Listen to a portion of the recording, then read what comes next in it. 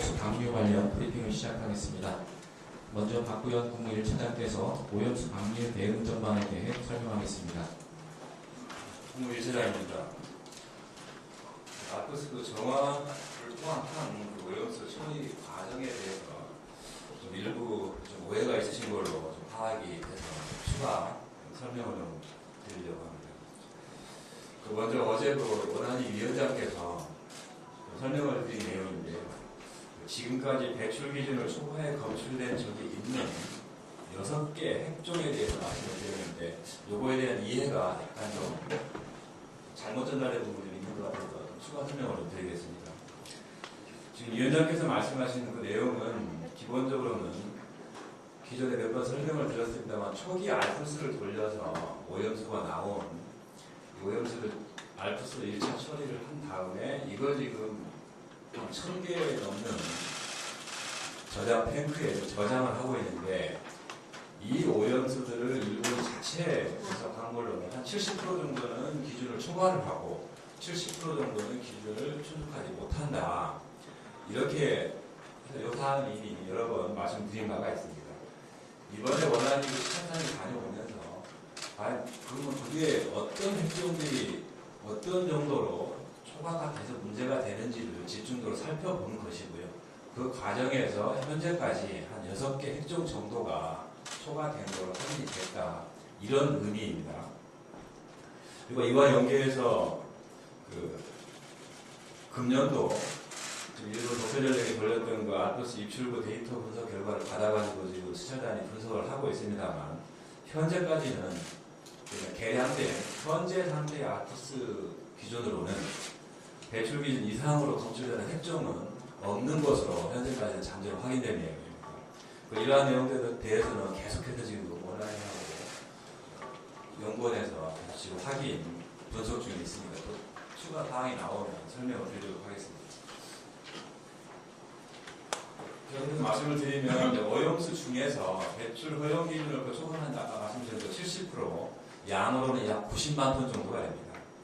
현재 지금 저장 탱크에 보관되고 있고 이게 방류 단계에 이르게 되면 이 오염수들은 재처리 과정을 거쳐서 K4 탱크로 들어가게 되고요. 여기에서 최종적으로 교반 희석 작업을 거친 다음에 여기에서 방류 기준을 충족하면 방류가 되고 또 역시 충족이 안 되면 또 재처리 과정을 거치게 됩니다. 따라서 기준치 초과 핵종이 검출되더라도 바로 방출되는 것이 아니고 반복되는 재정화 과정을 거쳐 방류되기 때문에 현재까지 파악된 걸로는 일단 기술적으로는 기준치 이하로 낮춰서 방류하는데 큰 문제는 없는 것으로 파악이 되고 있습니다. IEA, EM하고 도쿄전력 등이 한 1018개 되는 그 저장 탱크가 있는데 이 중에 유독 K4 탱크가 30개 정도 되는데요. 이 탱크에 대한 관리나 측정 이런 부분을 굉장히 강조를 하고 있고 그 이유도 아까 제가 말씀드린 그런 연장선상에서 이해하시면 될 것 같습니다.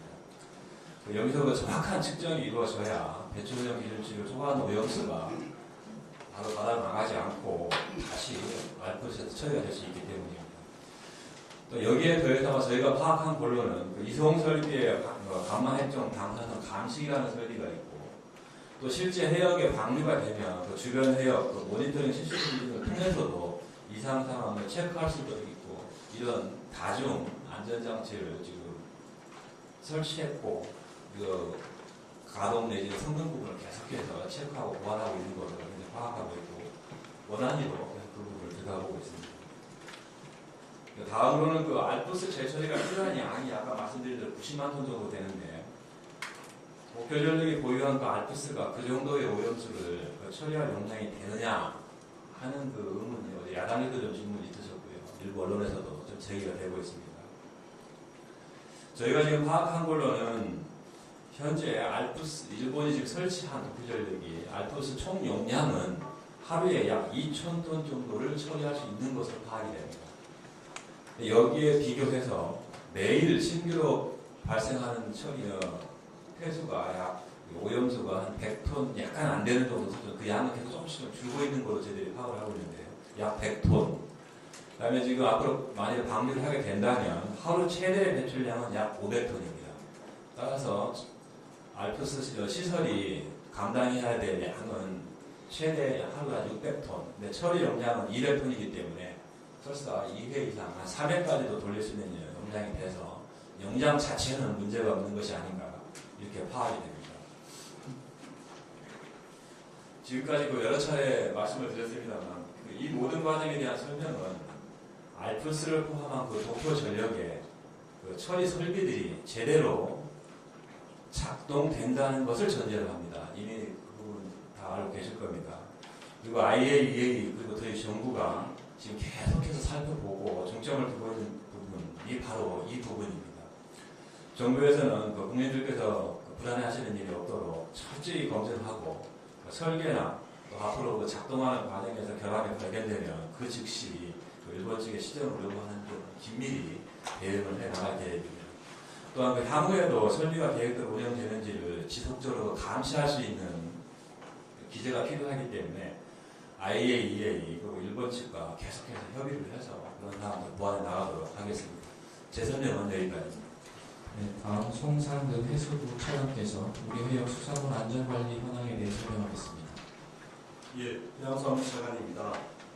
6월 28일 기준으로 해서 우리 수산물에 대한 안전관리 상황에 대해서 말씀드리겠습니다.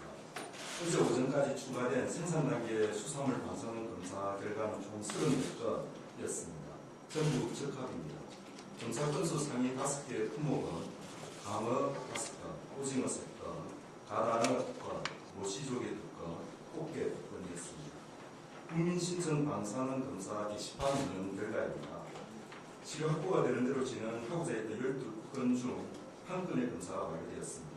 부산 지역의 양식장에 광어를 조사한 결과 적합이었습니다. 나머지 11건에 대해서도 치료 확보 후에 검사가 이루어지는 대로 곧바로 결과를 공개하고 알려드리겠습니다.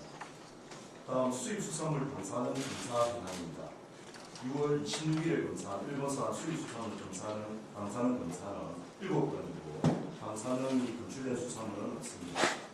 국내 해역의 방사능 안전관리 현황입니다. 지난 4월달에 채취한 국내 연안 29개 정점의 해수 시료에 대한 방사능 정밀 분석 결과 세슘 134는 모두 불검출되었고 세슘 137은 우리 바다의 평상시 농도 수준으로 특이사항 없이 안전한 것으로 확인되었습니다. 현재 분석 중인 4월 해수 시료에 대한 3중 수소 정밀 분석 결과에 대해서도 분석이 완료되는 대로 말씀드리도록 하겠습니다. 다음으로 후쿠시마 오염수 방출과 관련된 개별 사항에 대해서 말씀드리겠습니다. 먼저 천일염 관련 사항입니다. 지난 21일 브리핑에서도 말씀드렸습니다만 6월 7월 시장에 공급되는 물량은 약 12만 톤, 그리고 이 중에 해소금 약 10만 톤은 7월부터 본격적으로 공급될 예정이라고 말씀드렸습니다. 나머지 2만 톤은 지난주 금요일인 6월 23일부터 정상 추가되고 있습니다. 그리고 어제 27일까지 총 4,500여 톤이 공급되고 있고 전국 단위 농협 직판처에서 판매 중에 있습니다. 지난도 현지에 있는 나머지 물량 15,000여 톤도 계속 출하되어 판매될 예정입니다. 그리고 이에 추가해서 정부가 수매해서 방출하는 계획도 말씀드리겠습니다. 정부에서 확보한 물량 중 우선 400톤을 6월 29일 내일부터 7월 11일까지 방출할 예정입니다. 하루의 방출 물량은 마트 그리고 전통시장 판매 여건 등을 감안해서 한 50톤 외이고 이 물량은 판매를 희망하는 마트 3개사 그리고 전통시장에 현재 판매 가격보다 약 20% 정도 할인된 가격으로 판매할 예정입니다. 정부 비축 천일물 판매하는 마트의 정보는 오늘 중에 저희 해양수산부 보도자료를 통해서 상세하게 안내해드리겠습니다. 그리고 전통시장은 6월 29일까지 수요조사를 마친 뒤에 수요중앙회 홈페이지를 통해서 안내해드리도록 하겠습니다. 다음으로 수산물 방사능 검사 정보 제공과 관련된 사항입니다. 해양수산물 지난 20일부터 해양 그리고 수산물 방사능 안전정보 특별 페이지를 운영하고 있습니다. 특별 페이지에서는 우리 국민 여러분들께서 우리 수산물 안전성을 한눈에 알아보실 수 있도록 지역별 검사 결과를 신호등 형태로 단순화해서 제공하고 있습니다. 다만 일일이 우리 집에서 접속해야 하는 그런 번거로움과 그리고 연세 드시는 어르신들 등 인터넷 사용 취약 계층에는 접근성이 떨어진다는 지적사항도 있고 해서 일부 언론에서 보도도 되었습니다. 그래서 앞으로는 신호등 색을 활용한 수산물 방사능 안전 정보를 국민들 모두가 보다 쉽게 확인하실 수 있도록 거리에 선이 보이는 전광판 등을 활용해서 알려드리고자 합니다. 이를 위해서 지자체 등과 협의 중이고 앞으로도 국민 여러분들께서 과학적 객관적 정보에 보다 쉽게 접근하실 수 있도록 노력해 나가겠습니다. 다음으로 최근에 언론에 보도된 꽁치 수입 소비와 관련된 내용을 설명드리겠습니다. 우선 9월과 10월에 꽁치 여장이 형성되는 홋카이도 대역은 일본의 배타적 경제 수역으로서 우리나라 원양어선이 조급한 수역이 아닙니다.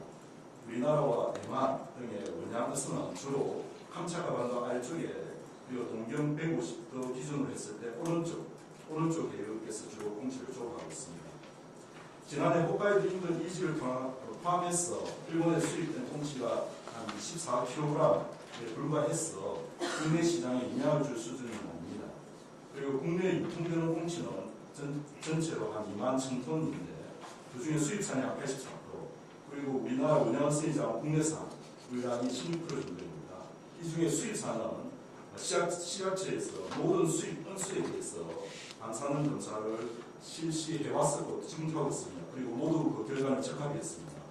우리나라 원양어선이 생산한 의액은 국립수산물품질관리원에서 단위 건수의 한 50% 정도를 검사하고 있고 지금까지 모두 적합이었습니다. 이 문양산에 대한 조사 비율도 조만간 100%를 확대해 나가게 됩니다. 국내산과 문양산이 국내산입니다. 그리고 수입산 모든 수산물은 엄격한 방사능 검사를 거쳐서 안전한 것이 확인되었으므로 안심하고 소개해 주셔도 되겠습니다. 이상입니다. 네, 다음 허균영 기술검토위원장께서 오염수 관련 과학적 사실에 대해 설명하겠습니다. 안녕하십니까. 기술검토위원장입니다. 그동안 오염수 처리 시설, 방사선 영향평가해서 좀 많이 복잡하고 기술적인 부분에 대해서 말씀을 드렸습니다. 사실 이 과정에서 방사선 피폭이니 단위는 베크렐, 밀리시버트 이런 이야기를 많이 드렸는데요. 오히려 이것들이 우리 생활에 어느 정도 영향을 끼치는 수준인지에 대한 정보가 부족했던 것 같습니다. 그래서 좀 늦었지만 오늘은 좀 이 생활 방사선에 대한 좀 보편적인 지식을 같이 공유를 하고 그로부터 또 좀 궁금하신 게 있으시면 답변해주는 그런 시간을 갖겠습니다. 먼저 자연 방사선하고 인공 방사선에 대해서 설명을 드리고요. 우리 생활 속에 어느 정도 방사선이 있는지 어느 정도 영향을 끼치는지 설명드리겠습니다. 사실 저는 이게 전공이니까 방사선에 대한 어떤 좀 방사선이 늘 주변에 있다 이렇게 생각을 하는데 사실 주변에 보면은 이제 우리 주변에 전혀 방사선이 없고 이와 같은 이제 방사선 현안이 생길 때 그것에 대해서 너무 좀 이제 필요 이상으로 불안해하시는 면도 있는 것 같습니다. 그래서 지금부터 제가 이제 드리는 말씀은 거짓말이 아니니까 꼭 좀 들어주십사 하면서 좀 시작을 해보겠습니다. 먼저 자연방사선은 보시는 것처럼 우주방사선, 지각방사선, 라돈, 그리고 음식물 이런 데서 주로 온다고 말씀드리겠습니다. 좀 상황을 설명드리면 우주공간에, 광활한 우주공간에 별들이 생겼다 없어지고 하지 않습니까? 그 과정에서 수많은 종류의 방사선들이 나옵니다. 우주의 어떤 태생이라고 할 수 있죠. 이들 중에 일부가 지구로 들어온 겁니다. 이 중에 일부 지구로 들어오는 게 바로 저기 보시는 우주방사선이 되겠습니다. 근데 이제 지구는 다행히 대기층이 있어서 그 우주방사선들의 대부분을 막아주고 있습니다. 그런데 여전히 그 우주방사선 영향 저희가 받고 있고요. 그리고 동일한 이유로 고도가 높아서 대기층의 밀도가 낮은 곳으로 가면, 즉 비행기를 타거나 높은 산의 정상에 오르거나 하면은 사실 그것도 방사선 피폭이 높아집니다. 그래서 보시는 것처럼 그 우주방사선으로 인한 영향이 대략 연간 0.25 밀리시버트 정도로 생각을 하시면 되겠습니다. 다음은 말씀드렸던 것처럼 모든 별들이 이제 방사선을 발생한다고 말씀드렸는데요. 똑같은 이유로 지구도 방사선을 계속 발생을 합니다. 그런데 지구에서 생기는 방사선들은 주로 우라늄, 토륨, 그리고 여러 번 들어보셨을 칼륨 40, 칼륨이라는 것에서 주로 방출이 됩니다. 이들 원소에서부터 방사선이 나오는 이유는 다른 원소들은 이미 다른 방사성 원소들은 이미 지구 나이 동안 다 반감기를 거쳐서 없어지고 반감기가 너무 길어서 아직까지 완전히 안 없어진 그것들이 우라늄, 토륨, 칼륨 이런 것들이 이것들이 영향을 주기 때문에 그 영향을 저희가 계속 받습니다. 그래서 뭐 이를테면은 지각, 토양, 뭐 해양, 심지어는 저희 지금 있는 건물 이런 데에서도 항상 이 지구 방사선에 의한 영향을 받게 되고요. 보시는 것처럼 약 1년에 1mSv 정도를 받고 있습니다. 다음은 이제 예전에 라돈 이야기는 여러 번 들으셨을 것 같습니다. 예전 침대 이슈도 있고 좀 그랬거든요. 그 우라늄이 점점 이제 방사선을 내면서 변화하는 과정을 거치는데 중간에 라돈이라는 걸로 한번 바뀝니다. 이 라돈을 좀 특별히 주목하는 이유는 라돈이 기체라서 그런데요. 이 기체이기 때문에 이런데 이제 공간에 항상 좀 있을 가능성이 있습니다. 그리고 기체이기 때문에 특히 호흡에 영향을 주게 되고요. 그래서 라돈에 의한 영향을 보시는 것처럼 1년에 한 1.4mSv 정도 된다고 보고 있습니다. 그리고 마지막으로 이제 식품에도 지구에 사는 이제 여러 생물들도 이 지구본의 영향을 받기 때문에 마찬가지로 방사선을 어느 정도는 포함하고 있고 식품에서 연간 0.38mSv 정도 받고 있습니다. 이렇게 받고 있는 상황을 전부 다 종합을 하면 대략 연간 위에 보신 것처럼 한 3mSv가 되는 것이고 항상 이제 뉴스나 아니면 인터넷 보셨을 때 이제 우리나라 사람들이 1년에 자연방사선을 3mSv 받는다면 이제 이런 연유가 되겠습니다. 자, 이런 자연방사선은 또 저희가 원래 인류가 처음에 생겼을 때부터 있었던 상황이고 하니 어느 정도 뭐 이제 수긍하신다면 이 정도는 안전하다라고 이해하실 수 있을 것 같습니다. 자, 다음은 좀 인공방사선 이야기를 좀 해볼까 합니다. 네. 인공방사선 중에서 사실 가장 쉽게 접하는 게 의료 분야가 되겠습니다. 그 진단 및 치료를 위해서 엑스선 촬영을 하거나 CT 촬영하시는 거는 누구나 한 번쯤 해보셨을 것 같습니다. 저도 사실 여러 번 해봤거든요. 이 수치를 비교해 보시면은 자연 방사선에 비교해서 어느 정도인지 가늠하실 수 있는데요. 이쪽에 있는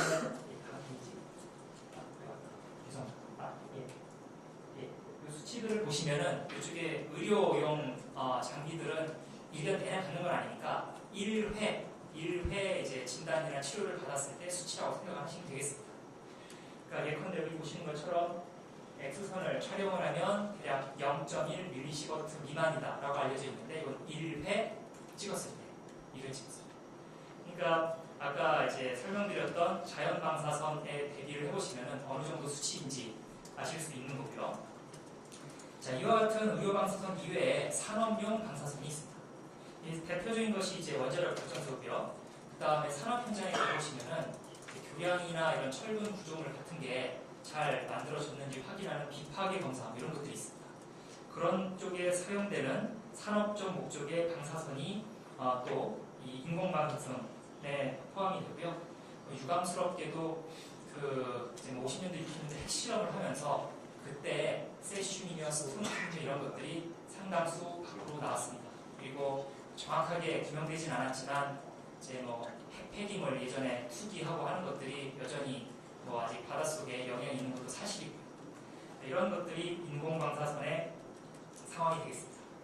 자, 의료방사선 같은 경우는 이제 치료를 위해서 의료진이 판단을 해서 불가피하게 이제 사용을 하는 그런 상황인 반면에 이제 이런 산업용 방사선은 저희가 철저하게 시립과 선례를 따져가면서 그 어떤 기준을 안전 기준을 정해서 그걸 맞추도록 하고 있습니다. 그래서 인공방사선 같은 경우에 일반인께서 받는 피폭은 연간 1mSv로 요구원을 정했습니다. 작업하시는 분들은 작업을 하는 것에 대한 실익이 더 높기 때문에 보시면 아시겠지만 연간 그 안전 기준이 더 높습니다. 방사선을 더 맞는 것을 감수하시는 거죠. 그러면서 이제 그 업장에서 일을 하시니까 자 이런 게 되고요. 그다음에 이번 브리핑에서도 설명 도중에 이제 밀리시버트라는 이야기를 많이 했었는데 그리고 안전 기준에 대한 이야기도 많이 했습니다. 제가 이제 여러 번 브리핑을 드릴 때 안전 기준을 만족을 한다고 하면 그 일반인 기준인 1mSv보다 훨씬 더 아래 수준에서 실제 인공방사선들에 대한 그런 어떤 운영이 이루어지고 있다. 그래서 미치는 영향이 미미하다라고 이야기했을 때는 이런 상황이라고 상상을 하시면 되겠습니다. 한 장만 더 넘겨주십시오. 마지막으로 자연방사선, 인공방사선이 다르냐 이 이슈를 좀 짚고 넘어가고 싶습니다. 조금 어떠실지 모르겠는데 베크렐은 비유를 하나 들자면 베크렐은 저도 이제 학교에서 학생들을 가르칩니다. 베크렐은 이렇게 펀치 몇 번 했느냐 그거라고 비유를 좀 합니다. 펀치 몇 번 했느냐. 그래서 1500 베크렐이다 하면은 원자가 1500개 나오는 겁니다. 펀치 이런 식으로 비유를 하는데 시버트라는 단어를 들으시면 그 베크렐이 갖고 있는 특징을 감안을 해서 인체에 대한 영향으로 이미 환산을 했다라고 이해를 하시면 됩니다. 어떤 식이냐면 펀치를 해도 체격이 좋으신 분이 하는 거는 좀 셀 거고 어린이가 하는 건 좀 약할 거고 그 다음에 방사선으로 다시 돌아오면 이제 알파선이냐 베타선이냐 감마선이냐에 따라서 강도가 다르기 때문에 같은 베크렐이라도 시버트로 바꾸면 상황이 달라집니다. 그리고 이제 신체의 어느 부위에 영향을 끼치느냐 당연히 그거에 따라서도 시버트를 계산할 때는 달리 계산합니다. 같은 베크렐이고 어린이냐 성인이냐 달리 계산하고요. 농축식품을 먹었을 때 농축이 되느냐 달리 계산합니다. 장기적인 축척이 있느냐 마찬가지로 달리 계산합니다. 그래서 시버트라는 단어를 들으시면 그것은 좀 평소에 궁금해하시고 이런 것들에 대한 영향이 반영이 되어서 인체에 미치는 영향이라고 생각하시면 되기 때문에 시버트 자체가 그냥 건강상에 미치는 영향이다라고 생각하셔도 무방합니다. 자, 그래서 이 마지막 페이지에 말씀드리는 것은 자연방사선이라고 해서 많이 맞아서 되는 것도 아닙니다. 자연방사선도 시버트로 변환을 해서 어느 정도 수치 이상 올라가면 당연히 위험한 것이고요. 인공방사선이라고 해도 관리 범위 내에서 피폭이 된다면 그것은 안전하다라고 말씀드릴 수 있겠습니다. 나라마다, 지역마다, 우리 국내에서도 마찬가지인데요. 생활 스타일이나 어디에 거주하시는지에 따라서 자연방사선을 받는 범위도 꽤 큽니다. 네, 우리나라는 3mm 시버트 이렇게 있지만 또 어떤 특정한 나라, 특히 좀 돌 같은 게 많은 이런 나라들은 그 피폭 선량이 좀 큽니다. 이런 자연방사선의 범위도 이 정도 변동성이 있는데요. 이때 인공방사선을 저희가 어떤 목적을 위해서 불가피하게 받는다고 하더라도 그 양이 이 자연방사선 받는 것의 변동 폭보다 훨씬 작은 수준이라면 과학기술적 입장에서는 영향이 미미하다라고 말씀드릴 수 있겠습니다. 끝으로 방사선에 이제 피폭이 되면 방사선에 이제 노출이 되면 이제 암에 걸리거나 유전적으로 문제가 생기거나 하는 것 때문에 많이 불안해하시는 건 너무나도 잘 알고 있습니다. 하지만 역시 방사선으로 암을 고치기도 하지 않겠습니까? 그러니까 결국에는 이제 방사선도 어느 정도의 양을 어떻게 관리하느냐가 저희가 위험하냐 안전하냐를 따지는 거지 다분히 영향이 있다 없다라고 하는 것만 가지고 안전을 논의를 하면 좀 과학기술적 입장에서는 좀 더 살펴볼 부분이 있다 이렇게 말씀드릴 수 있겠습니다. 오늘 브리핑은 여기까지가 되겠습니다. 감사합니다. 네, 이어서 기자님들의 질의에 대해 답변하는